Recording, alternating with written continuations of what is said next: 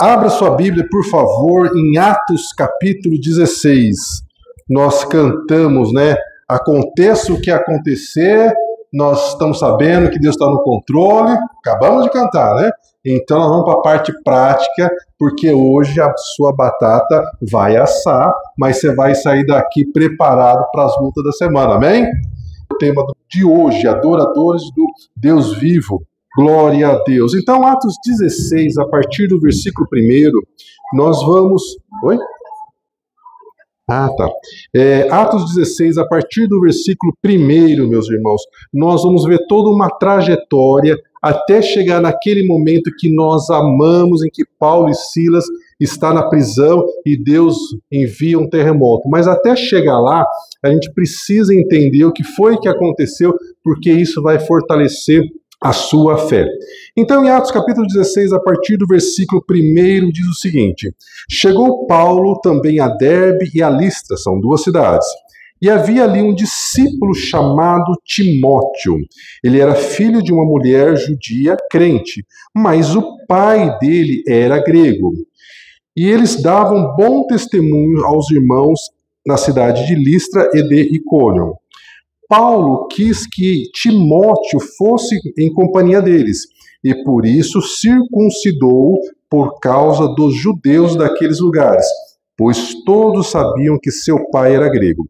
Ao passar pelas cidades, entregava aos irmãos para que as observassem todas as decisões tomadas pelos apóstolos e presbíteros de Jerusalém. Então, eles não estão em Jerusalém, eles estão muito longe de lá.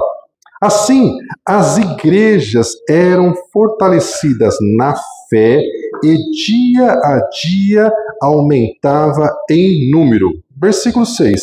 E percorrendo a região frígio-gálata, tendo sido impedidos pelo Espírito Santo, essa parte é bem importante, meus irmãos, que vocês observem que foi o Espírito Santo que não permitiu que eles fossem para esse lugar, porque eles queriam pregar a palavra de Deus na Ásia. Versículo 7. Defrontando Mísia, tentavam ir para Bitínia, mas o Espírito de Jesus também não o permitiu. E tendo contornado Mísia, desceram a Trode. À noite sobreveio a Paulo uma visão, na qual um homem da Macedônia estava em pé e lhe dizia: venha a Macedônia e ajuda-nos. Assim que teve a visão, imediatamente procuramos partir para aquele destino.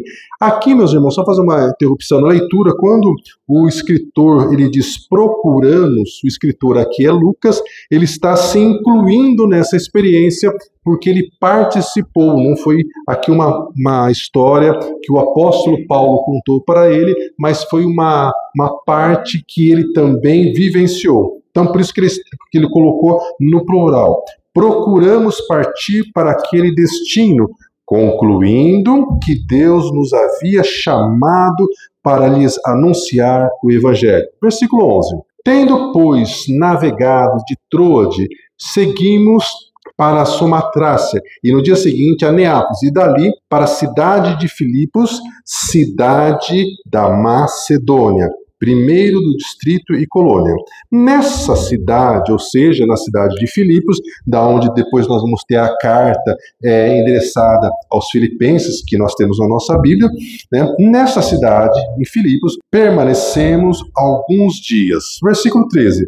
No sábado, saímos da cidade para junto do rio, onde nos pareceu haver um lugar de adoração, e nos assentamos e ali falamos para as mulheres que estavam ali.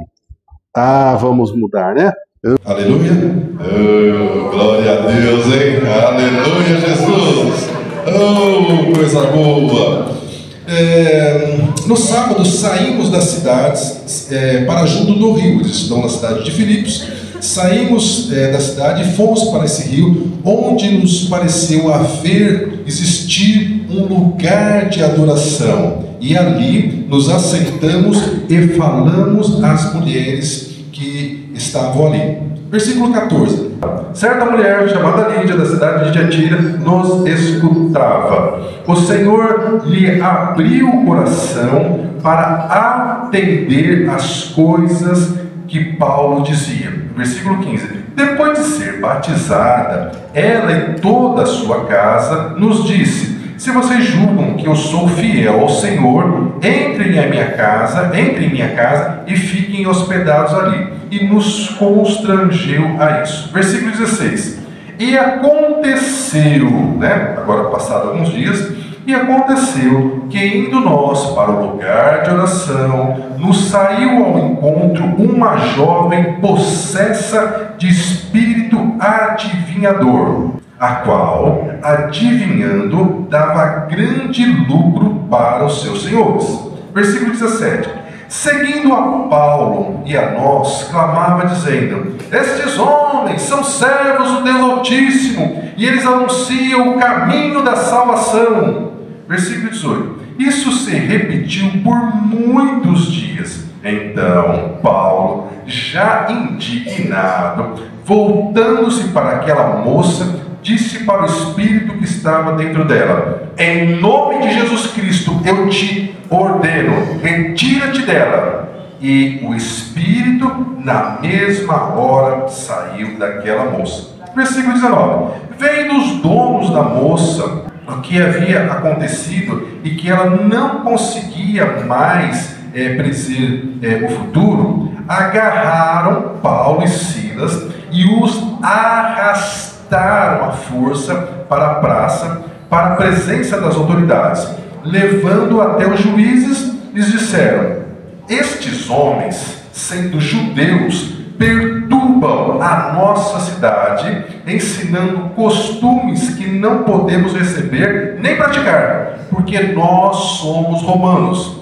Levantou-se então a multidão unida contra Paulo e Silas, e os juízes rasgaram-lhe as roupas e mandaram açoitá-los com varas. Versículo 23.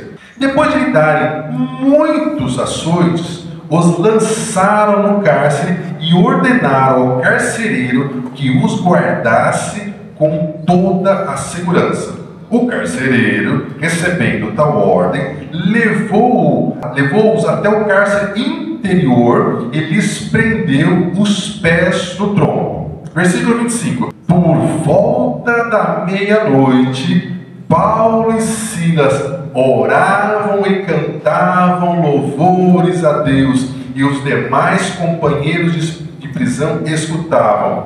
E de repente sobreveio um terremoto tão grande que sacudiu os alicerces da prisão, abriram-se todas as portas e soltaram-se as cadeias de todos os presos.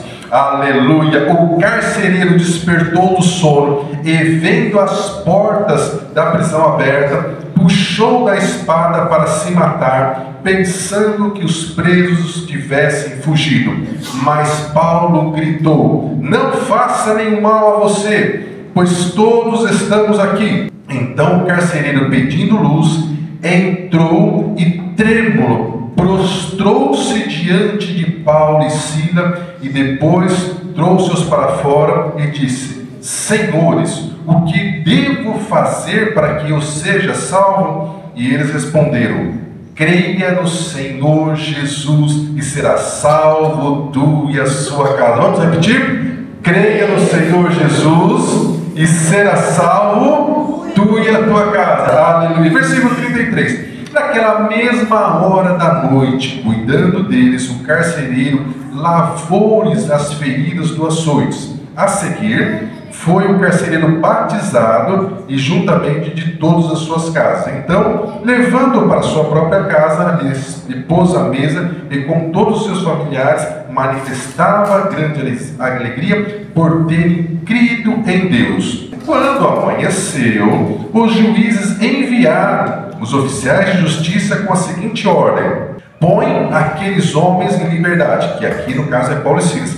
Então o carcereiro comunicou a Paulo essas palavras: os juízes ordenaram que vocês sejam colocados em liberdade. Agora vocês podem sair e ir em paz. Paulo, porém, disse: sem ter ocorrido o devido processo contra nós, nos açoitaram publicamente e nos recolheram na prisão, sendo que nós somos cidadãos romanos. Querem agora as ocultas nos libertar? Não será desse jeito. Pelo contrário, que venham os juízes pessoalmente e nos ponham em liberdade. E os oficiais de justiça comunicaram isso aos juízes, e estes ficaram possuídos de temor quando souberam que se tratava de cidadãos romanos. Versículo 39. Então foram ter com Paulo e Silas e lhes pediram desculpas.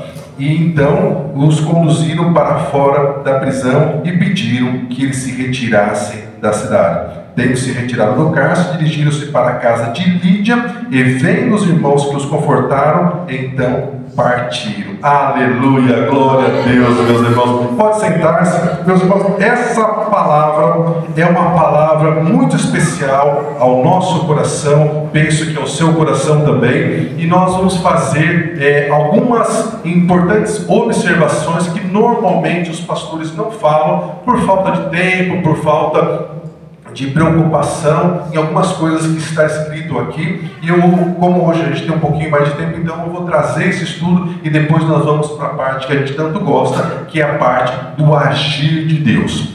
No primeiro momento que nós temos Paulo comentando que ele está fazendo uma viagem missionária. Ele não está em Jerusalém e ele está em viagem. Ele chega numa determinada cidade onde mora Timóteo, que vai se tornar o seu discípulo, e é a partir dessa experiência do versículo, do capítulo 16, que Timóteo passa a seguir Paulo. Então eles têm ali, nessa viagem missionária, pelo menos 4 pessoas: Paulo, Timóteo, Silas e Lucas, que escreveu o Evangelho de Lucas e escreveu também o livro de Atos.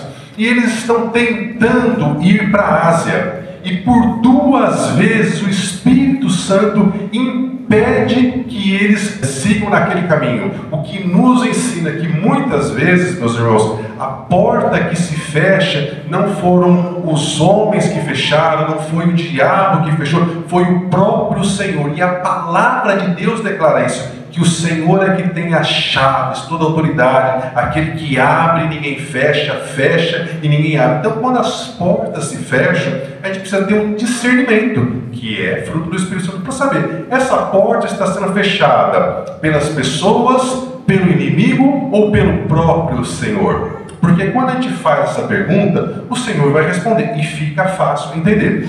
Pois muito bem, então eles têm uma visão que eles deveriam ir para Macedônia. Para ficar mais fácil para os irmãos entenderem, mais ou menos assim, eles estavam querendo ir para a região da Turquia. E Deus falou: não, vocês vão para a Europa, para o outro extremo. Então, a partir do momento que eles recebem essa visão, eles vão para a Europa, porque o Evangelho ainda não tinha chegado na Europa. Vai chegar através dessa passagem que nós acabamos de ler. E eles chegam então na Europa e são direcionados a ir para a cidade de Filipos. E eles chegam lá, é uma cidadezinha pequena, cidade importante, mas tem mais ou menos em torno de 10 a 15 mil pessoas, né? As cidadezinhas ao nosso redor aqui, todas têm mais do que isso de habitantes. Então é uma cidadezinha bem pequena e não tem lá um lugar, uma sinagoga, um lugar, um prédio, um imóvel para eles se reunirem para orar. Então eles vão à beira do rio, que era o costume de todas as cidades que os judeus moravam, porque lembrando, né, que eles não estão, né, no reino de Judá, né, eles estão agora na Europa. Então eles iam para a beira do rio, lá eles se reuniam e oravam.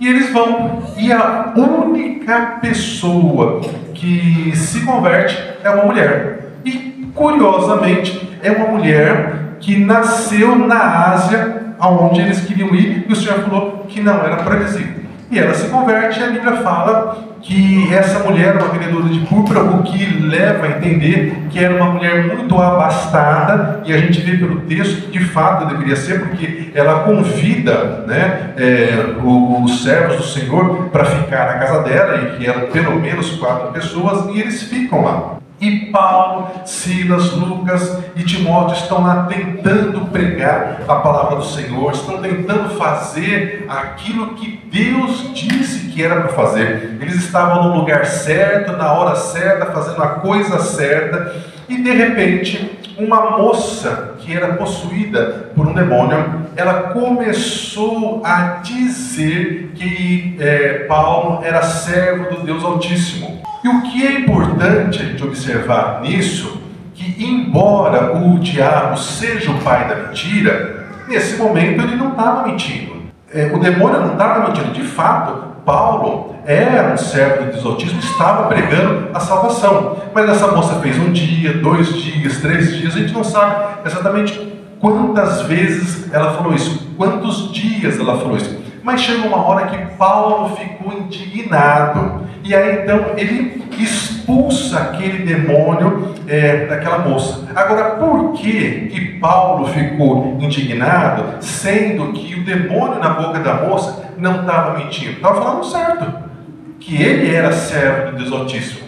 E aí, meus irmãos, o próprio apóstolo Paulo vai nos dar a resposta disso no livro de Coríntios, quando ele disse que ele teve uma experiência sobrenatural com o Senhor e ele foi arrebatado até o 3º céu. Lembra disso? Nessa ocasião, no final que ele conta essa história, ele diz o seguinte: olha, a minha experiência foi tão maravilhosa, eu vi coisas que eu não posso contar para vocês, foi tão incrível, que para que eu não me exaltasse, para que o meu orgulho não saltasse, foi me colocado um espinho na carne, a fim de que eu fosse esbofeteado.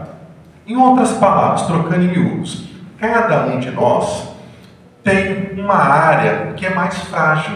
Quando eu era jovem, meu pastor dizia o seguinte, assim: meu filho, o diabo sabe as coisas que cada um de nós gosta, e ele coloca aquilo que você mais gosta como se fosse num prato bem bonito e te oferece e fala: come, é isso que você gosta? Come, pega, usa, né? E no caso do apóstolo Paulo, um espinho na carne do apóstolo Paulo, um dos espinhos na carne do apóstolo Paulo, vamos colocar assim para não encerrar o assunto, né, dizendo que o espinho na carne de Paulo era só o orgulho, mas Paulo tinha essa coisa do orgulho muito forte, porque ele era filho de uma família rica, ele era da tribo de Benjamim, ele foi muito zeloso, ele foi educado naquilo que existia de melhor, aos pés de Gamaliel. Então, Paulo, ele tinha essa coisa do orgulho de mexer com ele. E embora aquela moça endemoniada só estivesse falando verdades,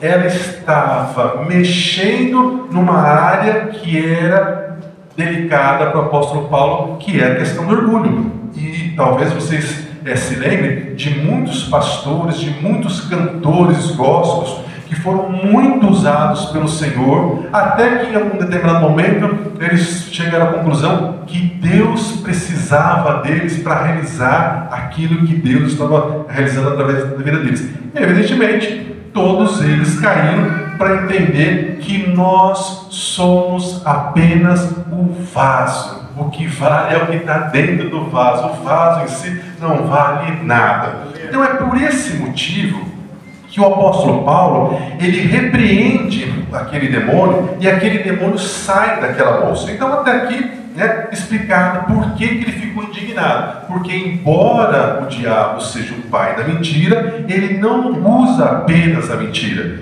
Muitas vezes ele fala a verdade, mas depois de falar a verdade, de nos desarmar, isso é verdade. Aí então ele começa a inserir a mentira. Então a gente precisa ter cuidado. E o elogio é uma arma muito perigosa, e a gente, em linguagem popular, a gente sabe dos famosos puxa-sacos. Por que em todo lugar tem puxa-saco? Porque o poder do elogio ele é muito forte.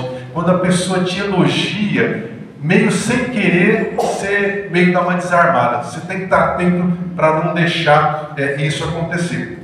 Então, ele toma essa atitude por causa disso. Agora, meus irmãos, eu vou explicar por que a Bíblia fala que é no espírito de adivinhação. Porque é importante você saber por que está escrito isso isso na Bíblia, então você vai achar que de fato existem demônios que têm poder de adivinhar o que vai acontecer no futuro. O que Lucas está descrevendo aqui é a maneira como aquela moça, que naquela região existiam outras pessoas que também tinham, né, esse poder de adivinhar. A única pessoa que é onisciente é Deus. Deus conhece o passado, Deus conhece o presente e somente Deus conhece o futuro. Quando um profeta de verdade, profeta do Senhor, ele se levanta e diz algo que vai acontecer, foi porque Deus revelou aquilo para ele. Porque senão o profeta não tem a menor ideia do que vai acontecer. Agora, existem duas maneiras de você se passar por uma pessoa que sabe o que vai acontecer no futuro.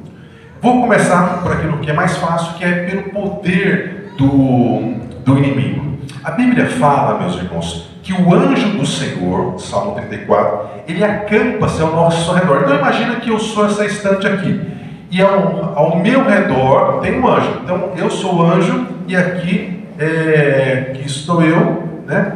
Então eu como anjo estou aqui guardando, protegendo cada filho de Deus, cada pessoa que teve uma experiência. Isso acontece imediatamente depois que você nasce de novo. Agora Pedro, o apóstolo Pedro diz que ao derredor, ou seja, um pouquinho mais distante, existe um demônio rugindo, bradando como um leão, procurando uma brecha para poder atuar na vida dos filhos de Deus. Então esse demônio que está ao nosso derredor 24 horas, evidentemente ele sabe tudo o que acontece na sua vida, absolutamente tudo, porque ele está 24 horas com você. Então, se uma pessoa que tem acesso a um demônio conversar com esse demônio vai falar tudo sobre o seu passado, porque ele viu. Não é que a pessoa está adivinhando, é que o demônio está dizendo para ele: olha, quando ele era criança aconteceu isso, depois aconteceu aquilo, tudo, porque o demônio viu, aquele demônio acompanhou você. Então é fácil para qualquer pessoa que tem acesso a um demônio falar do seu passado. E aí, quando você se coloca à frente de uma pessoa que conversa com o demônio, e essa pessoa começa a querer te dizer que ela consegue falar sobre o seu futuro, ela começa primeiro pelo passado, porque ela vai te convencer dizendo tudo aquilo que você já viveu e coisas que talvez só você e Deus que saiba. Aí você fala: nossa, mas é verdade mesmo, porque isso aí ninguém sabe, né? Então você desarma, e aí a respeito do futuro, então ela começa a chutar porque ela não sabe. Então, do ponto de vista espiritual, é assim que ocorre. Mas a pessoa pode se passar por uma pessoa que sabe sobre você sem nunca ter te visto, sem ter nenhum tipo de comunicação com o demônio, simplesmente fazendo aquilo que os estudiosos chamam de linguagem fria. Há muitos anos atrás, no programa do Fantástico, eles contrataram um ator e eles ensinaram esse ator como atuar fazendo leitura fria, né? Então, o que é essa leitura fria? Ele olha para uma pessoa, ele vê a maneira que ela está vestida, a idade que ela tem, e ele começa então a fazer deduções sobre aquela pessoa. Então, um exemplo clássico: chega uma moça, 25 anos, 27 anos, mais ou menos. Qual que é a preocupação de uma moça nessa idade ou mais nova? Relacionamento amoroso, questões sobre futuro, coisas dessa natureza. Então, a pessoa vira e fala: eu estou vendo que você tem uma preocupação no seu coração, algo que não está ainda bem resolvido. Aí, ela jogou o verde, e agora ela vai esperar a pessoa dar um maduro. E se a pessoa fala: realmente é porque eu briguei com meu namorado, não sei se a gente vai voltar, não sei o que, pronto. A partir daí, ela já sabe que caminho que vai. Se a pessoa chega com um anel dizendo que ela é casada, ela vai falar sobre problemas de relacionamento conjugal. Por quê? Porque quem é que não tem problema em relacionamento conjugal? Ela também diz coisas como, por exemplo, olha, eu estou tendo uma visão de um homem mais velho que você perdeu um tempo.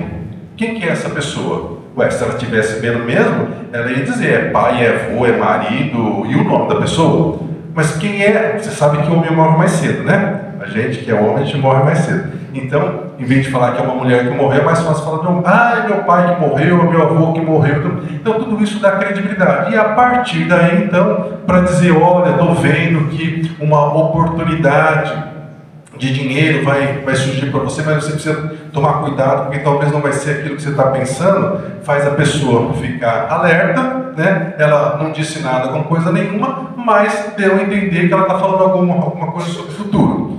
Aí vem questões de relacionamentos com amizade. Olha, uma pessoa do seu círculo, pessoa próxima a você, ela não é exatamente quem você pensa que é. Então você precisa ficar atento com essa pessoa. Pronto. Quem é que não tem no seu grupo de relacionamentos algum amigo, um parente mais distante, que não é essa coisa toda? Então, meus irmãos, é muito fácil quando a pessoa ela é treinada sobre isso, ela convencer uma pessoa. É muito fácil. Então, esse episódio, essa mulher, ela atuava por aquilo, pelas informações que o demônio dava para ela a respeito do passado de qualquer pessoa. E no caso de Paulo, o que estava acontecendo? Os demônios estavam vendo os anjos que acompanhavam Paulo, Silas, Timóteo e Lucas. Então, o demônio disse para ela, esses aí são servos do Deus Altíssimo. Então, foi por isso que Paulo, então, teve essa reação e fez a repreensão daquele demônio para ele sair dela. Só que, como essa moça era uma escrava, como ela dava lucro fazendo essas adivinhações para os donos dela, quando os donos descobriram que ela não estava conseguindo falar mais nada, ele falou, pronto, agora o dinheiro que nós pagamos pela escrava não vale mais nada, porque evidentemente ela tinha um preço diferenciado, porque ela conseguia adivinhar. Então eles foram para cima de Paulo e Silas. E aí então começa uma série de injustiças, porque eles têm a cidadania romana. Naquele momento, todo o mundo conhecido ali, ele era dominado pelo Império Romano. Quem mandava era o Império Romano. Então, você ser cidadão romano, você é um cidadão de primeira classe, vamos chamar assim, e os demais países que foram conquistados eram segunda, terceira classe e tudo mais. E entre algumas qualidades, benfeitorias, vantagens, né? Não é benfeitoria, vantagem que se tinha é que toda vez que acontecia algum problema com quem era romano, ele não podia apanhar como eles apanharam sem passar por um julgamento, e isso não aconteceu. Mas o fato, meus irmãos, é que eles estão lá, né, fazendo exatamente aquilo que Deus mandou para eles fazerem. Eles estavam na cidade certa, no lugar certo, falando aquilo que Deus mandou, e de repente chega uma pequena multidão e arrastam eles, né? E eles são envergonhados, eles são levados para a praça pública. Lá eles são determinados pelos juízes que eles devem apanhar. Eles rasgam as roupas deles e eles começam a apanhar em praça pública. Você tem ideia, se fosse você, o quanto você ficaria se perguntando por que Deus está permitindo isso? Porque foi Deus que mandou eles lá. Se fosse você e tirasse as suas roupas e te deixasse em praça pública lá, seminu, e começasse a bater em você, e eles batiam, meus irmãos, com vontade, porque pensa no povo mau, né? Que tinha que ainda fazer daqueles que estavam apanhando exemplo para os demais. Batia com dó, batia com dó. Então imagine, Paulo e Silas, talvez por volta de 3 horas da tarde, 5 horas da tarde, já foram jogados na prisão, já tinham passado por tudo isso, estavam lá com as costas com carne viva, né? provavelmente não deram comida para eles. Muitos das pessoas que apanhavam desse jeito, que eram açoitadas em praça pública, a dor era tão grande que muitos deles às vezes urinavam e defecavam enquanto estava ali sendo açoitado. Tamanho o descontrole, o tamanho da dor que dá. Um negócio violento mesmo. Então, sabendo disso, eles são levados para a prisão, e como se não bastasse, dentro da prisão, eles são levados para o pior lugar que era, porque era o lugar interior, e que, como se não bastasse tudo isso, os pés deles foram amarrados nos troncos, ou seja, eles não podiam se mexer muito. Então, você tem que imaginar que se eles quisessem fazer alguma necessidade física ali, tinha que fazer por ali mesmo, e o cheiro, aquela coisa horrorosa. Mas eu imagino que eles chegaram na prisão, naquele estado, os demais presos que estavam lá devem ter perguntado, né? O que vocês fizeram para vocês terem apanhado tanto desse jeito? Porque nem todo mundo que ia para a prisão depois de apanhar. Dependia do crime, né? Tinha crime que não apanhava, só ia para a prisão e não acabou. E provavelmente, nessa oportunidade, eles devem ter começado a falar do Evangelho do Senhor. Algum preso se converteu? Nenhum. Mas provavelmente, né, chegou a virada do dia, começou a escurecer, né, eles estão por ali, provavelmente por causa da dor, não conseguiam dormir. Acredito que estavam com fome também, porque depois a gente vai ler que o carcereiro é que vai dar comida para eles. Quando o carcereiro leva eles para a casa deles, provavelmente deviam estar com fome.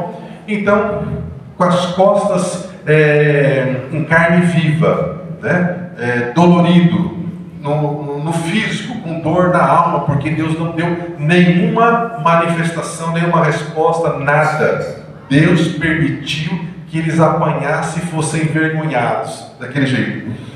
Então, nessa situação que eles estão, nessa prisão úmida, escura, e o que é que você faria se você estivesse no lugar deles? Talvez orar e dizer: Senhor, por que o Senhor permitiu tudo isso? Por que eu estou aqui? Por que eu estou passando por essa vergonha? Por que eu estou passando por essa humilhação? Sou teu servo, sou tua serva. Por que o Senhor está permitindo isso? Quantas vezes na nossa vida a gente passa por lutas e dificuldades e a gente fala isso: Senhor, mas por que o Senhor permitiu isso? Meus irmãos, eles não tinham nenhuma resposta do céu. Deus não avisou com antecedência que isso ia acontecer, não preparou eles para tudo isso. E acho que foi bom mesmo. Tem coisa que é melhor a gente não saber, porque senão a gente não daria conta. Mas o fato é que eles fizeram uma escolha, e eles decidiram adorar ao Senhor apesar da dor. E aí então, nessa situação, né, que apenas uma mulher, e a casa dela, nem fala do marido, a gente não sabe se ela era casada não, talvez foi só filhos, talvez foi só irmã e uma mãe que se converteu, quase ninguém tinha se convertido. Ao invés de questionar por que Deus tinha enviado eles para aquela cidade, para aquela missão tão pequena, tão pobre, eles decidiram começar a louvar e adorar o Senhor. E orar, louvaram, e a Bíblia fala que por volta então da meia-noite, enquanto eles estavam louvando ao Senhor, um grande terremoto aconteceu e abalou a prisão, quebrou as correntes, abriu as portas de todos os presos, e o carcereiro achou que eles tinham fugido. E naquela época não tinha esse negócio de preso fugir. Se o preso fugiu do Império Romano, o carcereiro pagava pela vida. Ah, fugiu o preso? Não quero saber o que. Você vai morrer. Você já sabia? Está no seu contrato de trabalho. É assim que funcionava. Então o carcereiro, quando ele viu o terremoto, que as portas estavam abertas, ele falou: não, todo mundo fugiu, eu vou me matar porque é melhor eu morrer do que passar pela vergonha que eu vou passar. E aí então Paulo fala com o carcereiro que todos eles estavam lá, e o carcereiro, que provavelmente já deveria ter ouvido Paulo e Silas contar a história deles, por que eles estavam ali na prisão e não devia ter dado nenhuma importância. Naquele momento ele percebe que aqueles homens eram diferentes.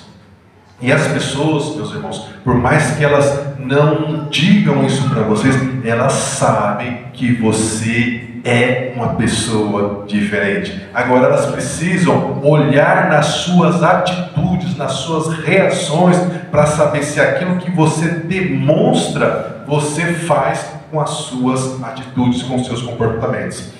Então Paulo libera essa palavra dizendo: olha, creia no Senhor Jesus e será salvo tu e a tua casa. E eu penso que o carcereiro ouviu Paulo falando antes disso acontecer, porque da onde que ele ia tirar o que eu preciso para ser salvo? Então provavelmente Paulo deveria ter falado sobre isso antes do terremoto. Então ele tem essa informação no coração, e quando acontece o terremoto, então ele diz isso. E aí, meus irmãos, a gente precisa parar um pouquinho agora para entender, né? Porque o carcereiro foi alcançado, a família do carcereiro foi alcançada. E em que circunstâncias esse carcereiro foi alcançado? Esse carcereiro foi alcançado quando ele achou que a vida dele tinha acabado, porque ele achou que os prisioneiros tinham fugido e ele iria então ter que pagar com a vida. Muitas pessoas, a gente aprende com esse carcereiro, que muitas pessoas só vão mudar de vida, só vão se entregar ao Senhor Jesus quando um grande terremoto acontecer na vida delas, quando elas passarem pelo perigo achando que vão morrer. Os antigos sempre diziam, né? Quem não vem pelo amor, vem pela dor. O caso do carcereiro é o que veio pela dor. Ele achou que ia morrer, então por conta disso ele decide então viver aquilo que Paulo e Silas haviam dito para eles. E talvez na sua casa, na sua família, entre as pessoas pelas quais você está orando, tem gente que não se dobra ao Senhor de jeito nenhum. E talvez essa pessoa vai ter que passar por um grande terremoto na vida dela para depois ela poder se converter. O próprio apóstolo Paulo, ele passou por uma espécie de terremoto, né? Porque quando o Senhor se revelou a ele, ele ficou cego, não conseguia enxergar. E aí então, né, ele tem essa experiência de se render de fato ao Senhor Jesus. E quantos de nós já vimos pessoas que passaram por essa mesma experiência? Mas também, meus irmãos, tem o que acontece logo depois que o apóstolo Paulo evangeliza esse carcereiro, vai para a casa dele, batiza eles. Quando o dia amanhece, os juízes vão lá dizer que eles podem ir embora. E Paulo, ele diz: não vai ser assim não, porque eu sou cidadão romano e os juízes não poderiam ter feito aquilo que eles fizeram com a gente, porque se aqueles juízes fossem denunciados ao Império Romano, eles poderiam perder inclusive o privilégio de serem juízes, tamanho a ofensa que eles fizeram contra um cidadão romano. Uma coisa que Roma tinha de bom é que eles levavam muito a sério os direitos que um cidadão romano tinha. Por isso, inclusive, que Paulo não foi crucificado como o apóstolo Pedro, porque como cidadão romano não morria crucificado, era decapitado, né? Que foi o que aconteceu com ele. Mas o que isso tem a ver conosco, essa questão do apóstolo Paulo dizer: eu tenho uma cidadania, eu sou romano, eu não poderia ter passado por isso? Porque você, meu irmão e minha irmã, você também tem uma cidadania. Sabe, eu cresci, né, numa família muito pobre, eu nunca tinha tido experiência de viajar para outro país. Depois que eu fui para a igreja, o Senhor me prosperou e eu tive o privilégio de viajar várias vezes para outros países. E a família da minha esposa, eles são descendentes de italianos. Então, quando os meus filhos eram pequenininhos, eu já fiz o passaporte para eles italiano, minha esposa também e tudo mais. E agora, o ano passado a gente foi para a Europa. E quando a gente estava descendo a gente desce do avião, você tem que passar pelo aquilo que é uma espécie de Polícia Federal lá na Europa. E aí tinha assim, fila para os estrangeiros, uma fila que não acabava mais, irmão. 2 horas de fila. E fila para os cidadãos europeus. A minha mulher olhou para mim e falou assim: só por causa de você, nós não vamos poder ir naquela fila ali dos europeus, porque como ela tem passaporte, né, italianos, meus filhos também, a gente podia ir por lá. Eu falei assim, pois é, nós vamos ter que ficar na fila nas 2 horas de fila, e ficamos lá nas 2 horas de fila e tudo mais. Então Paulo, meus irmãos, ele tem esse conhecimento dos direitos que ele tem como cidadão romano, e ele fala isso por causa, vai falar para os juízes lá que não é assim não. Se eles quiserem, eles que venham aqui, né, soltar a gente. E os juízes, que não eram bobos, entenderam o tamanho do problema que eles tinham arrumado. Tanto é que eles vão na prisão, lá no cárcere interior onde Paulo e Silas está, e pedem desculpas para eles. E meus irmãos, o que é que isso tem a ver comigo e com você? Você também tem uma segunda cidadania. Você é cidadão celestial. A Bíblia fala que nós não somos desse mundo. E olha, eu vou te falar um segredo. Todas as pessoas que te humilharam, que te fizeram passar vergonha, que te passaram para trás, foram injustas com vocês, essas pessoas um dia virão e vão ter que pagar essa conta. Exemplo, José no Egito. José no Egito passou por tudo quanto a injustiça que alguém pode passar, porque para piorar a situação foram os próprios irmãos. Aí você vai ler Gênesis capítulo 50, quando os irmãos se ajoelham e pedem perdão a José.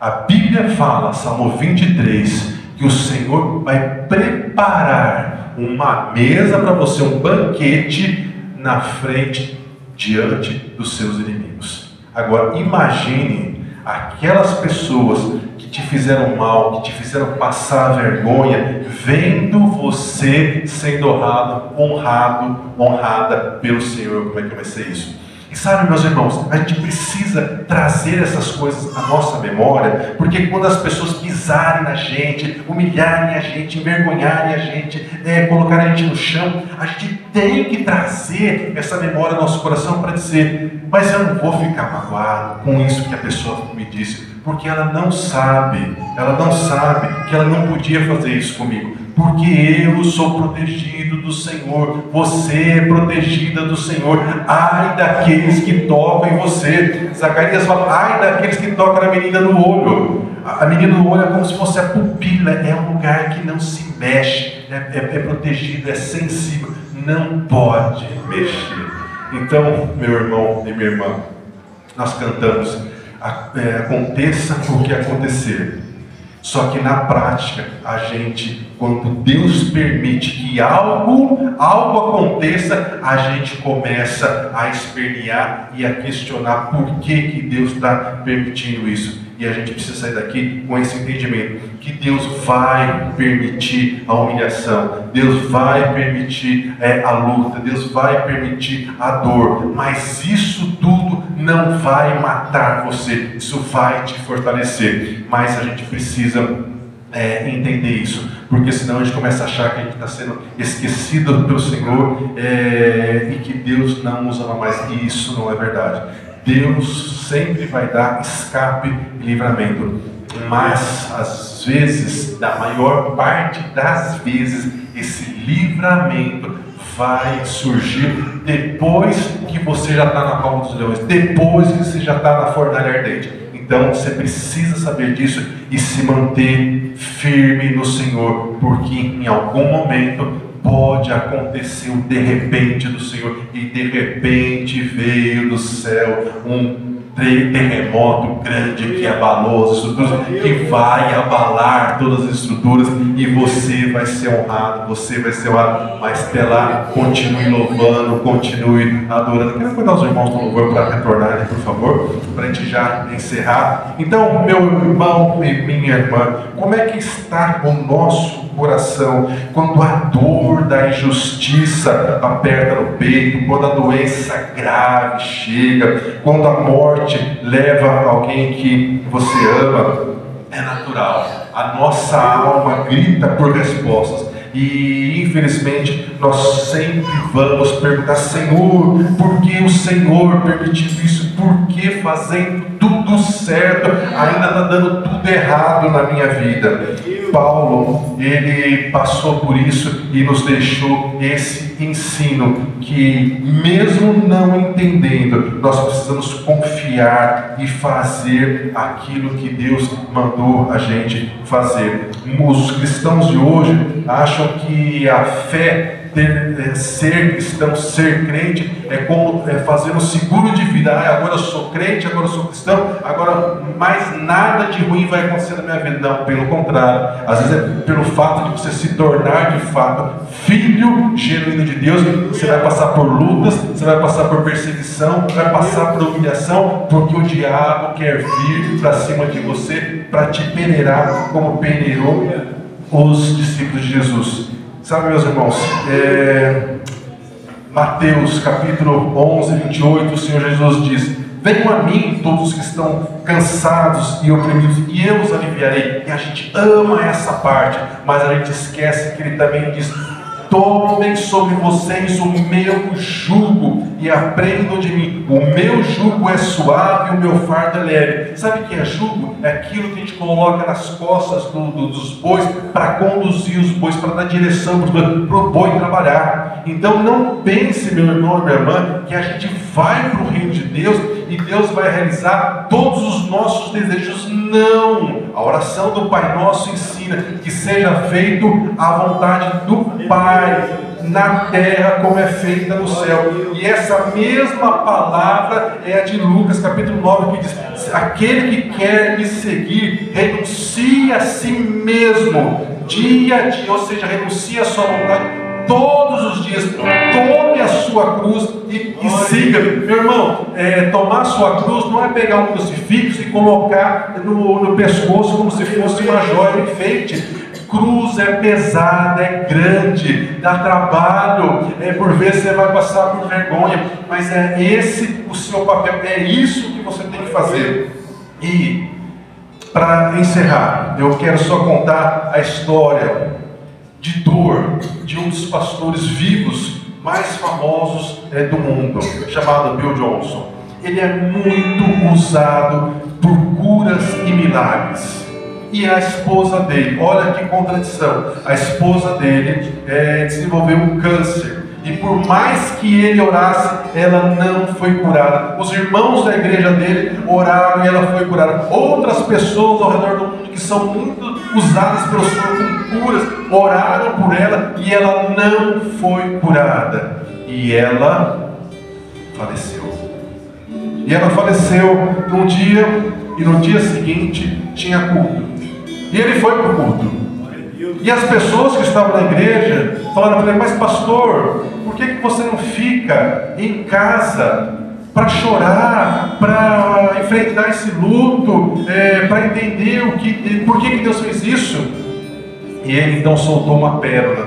Ele disse: irmãos, na eternidade nós vamos louvar e adorar o Senhor de maneira leve, porque não vai ter mais injustiça, não vai ter mais câncer, não vai ter mais doença, não vai ter mais maldade. Mas na terra é o único momento que nós temos a oportunidade de, apesar da dor, apesar de não ter resposta, nós continuarmos a louvar e adorar ao nosso Senhor. E é isso que eu quero fazer nesse dia. Apesar da dor do Senhor ter recolhido a minha esposa, não ter atendido as minhas orações, eu que oro e tantas pessoas já foram curadas, não consegui ver a minha esposa ser curada. Mas ele estava lá louvando e adorando o Senhor. Então, quando você não souber o que fazer, louve o Senhor. Quando você souber o que fazer, louve ainda mais ao Senhor, porque agora você sabe o que tem que fazer. Mas não reclame e não pense que o Senhor não está na direção da sua vida, porque aconteça o que acontecer, o Senhor sempre estará guiando você. Mas nem sempre nós estamos prontos, meus irmãos, para suportar aquilo que Deus permite na nossa vida, mas a palavra do Senhor diz: eu irei adiante de ti, endireitarei os caminhos que estão tortos, quebrarei as portas de bronze e despedaçarei as fechaduras de ferro. Então você vai passar por luta, você vai passar por humilhação, você vai passar por crises de ansiedade, você vai passar por situações que você não vai entender por que Deus está permitindo. Mas apesar de tudo isso, pense que essa sua luta, essa sua dor, um dia vai passar. Talvez Paulo e Silas tenham saído daquela prisão e tenham olhado para trás e tenham dito: meu Deus, mas só a família de Lídia e a família do carcereiro é que foram salvos nessa cidade. Nós apanhamos, fomos humilhados, ficamos presos. Será que valeu a pena? Foi tão pouco. Mas aquilo que eles viveram foi escrito aqui na palavra de Deus.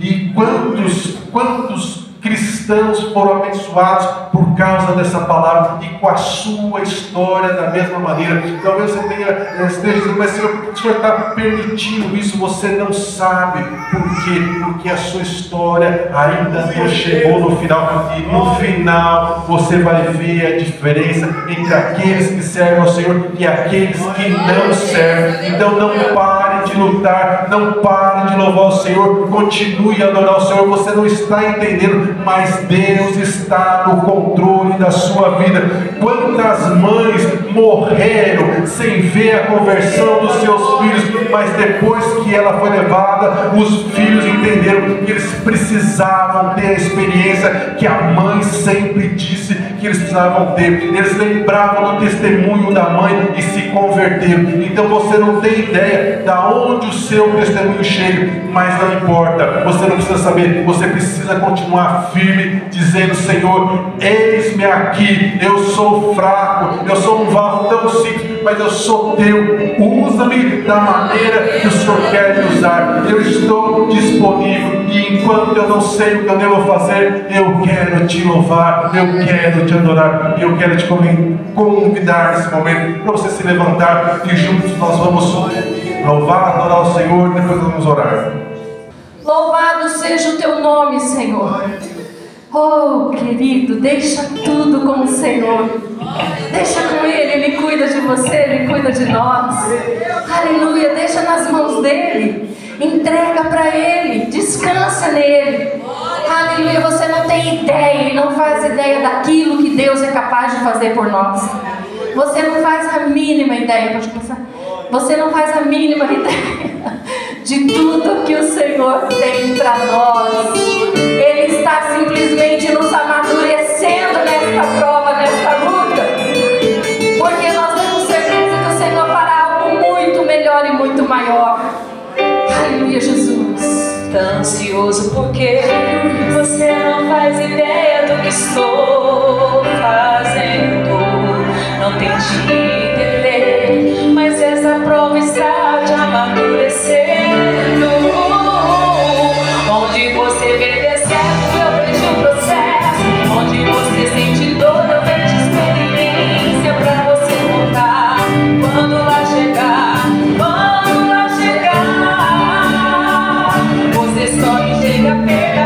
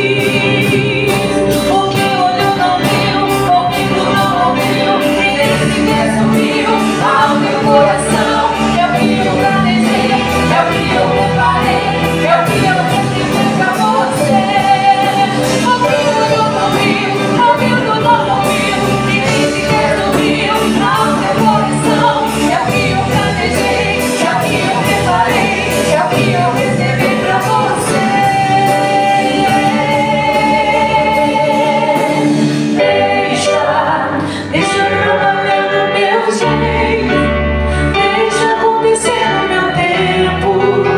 O amanhã não te pertence, só confia em mim. Oh, deixa teus projetos comigo, deixa eu cuidar dos meus sonhos. Os meus planos são melhores.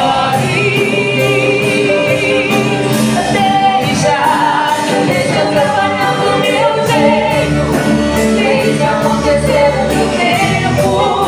O amanhã não te pertence, só confia em mim. Oh, deixa os teus projetos comigo, deixa eu cuidar dos meus sonhos. Os meus planos são melhores, então deixa.